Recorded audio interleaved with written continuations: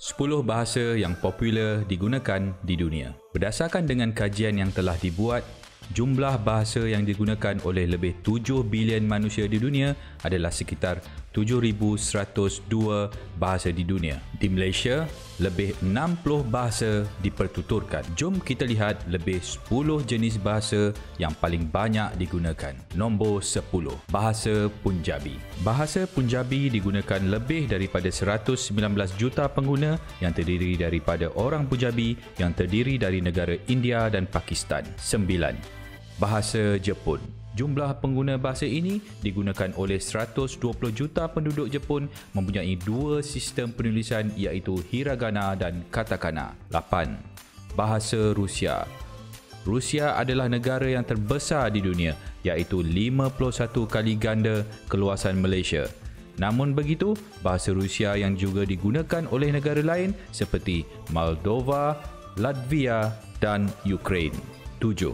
Bahasa Portugis. Bermula pada abad ke-15, pedagang dan Portugis telah membawa masuk bahasa ini ke negara Asia, Amerika dan Afrika. Negara-negara yang dijajah ini telah mengubah bahasa dengan budaya mereka sendiri. Bahasa Portugis telah berada di negara seperti Brazil, Macau, Angola dan banyak lagi. Bahasa Portugis ini telah digunakan oleh 223 juta penduduk. 6. Bengali. Mungkin tak ramai yang menyangka bahasa Bengali boleh berada di tangga yang ke-6. Namun, dengan jumlah pengguna bahasa ini lebih dari 243 juta penduduk, ia sudah cukup membawa bahasa ini ke dalam senarai tangga ke-6.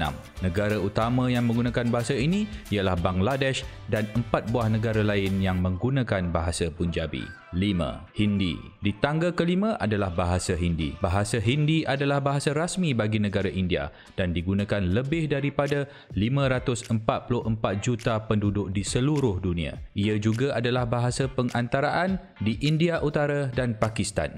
Bahasa Hindi mempunyai kosakata yang digabungkan melalui bahasa Sanskrit Parsi dan Arab. Keempat, bahasa Arab menduduki di tangga yang keempat. Bahasa Arab juga adalah bahasa pengantara bagi tanah Arab dan merupakan bahasa Al-Quran. Penulisan bahasa Arab moden diperolehi daripada bahasa Arab klasik. Bahasa Arab juga sebenarnya turut sama diletakkan sebagai bahasa rasmi beberapa buah negara yang tidak kita sangkakan seperti Djibouti, Eritrea, Somalia serta Republik Chad. Bahasa Arab telah digunakan oleh lebih 315 juta penduduk. Ketiga, bahasa Inggeris. Tidak dapat dinafikan bahasa Inggeris adalah bahasa yang paling banyak digunakan di muka bumi ketika ini. Ia boleh dikatakan bahasa penting yang menghubungkan penduduk di seluruh dunia. Jika dahulu bahasa Inggeris dikatakan menjadi satu kelebihan, namun pada zaman kini dia menjadi satu keperluan. Bahasa Inggeris digunakan lebih dari 378 juta penduduk di dunia sekaligus menjadikan bahasa ini ke tempat ketiga. Kedua, bahasa Sepanyol digunakan lebih daripada 443 juta penduduk di dunia ini.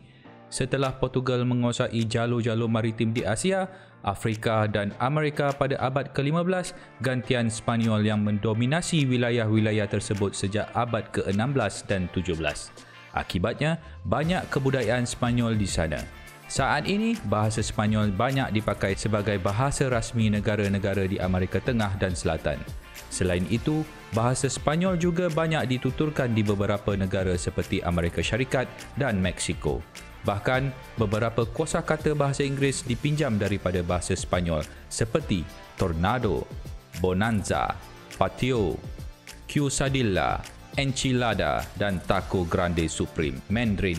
Sudah pasti bahasa Mandarin menduduki tangga pertama dengan jumlah pengguna bahasa lebih dari 1.5 bilion penduduk di China. Dari jumlah ini, semuanya diwajibkan bertutur kata dalam bahasa rasmi dalam satu bahasa iaitu bahasa Mandarin. Belum lagi para pendatang Tionghoa di berbagai penjuru dunia yang setia menggunakan bahasa Mandarin sebagai bahasa harian mereka. Mandarin secara harfiah berasal dari sebutan orang asing kepada pembesar-pembesar dinasti Qing di zaman dahulu. Dinasti Qing adalah dinasti yang didirikan oleh suku Manchu. Bahasa Mandarin juga adalah bahasa yang paling sukar untuk dipelajari. Terima kasih kerana menonton. Jangan lupa tekan butang subscribe dan jumpa lagi.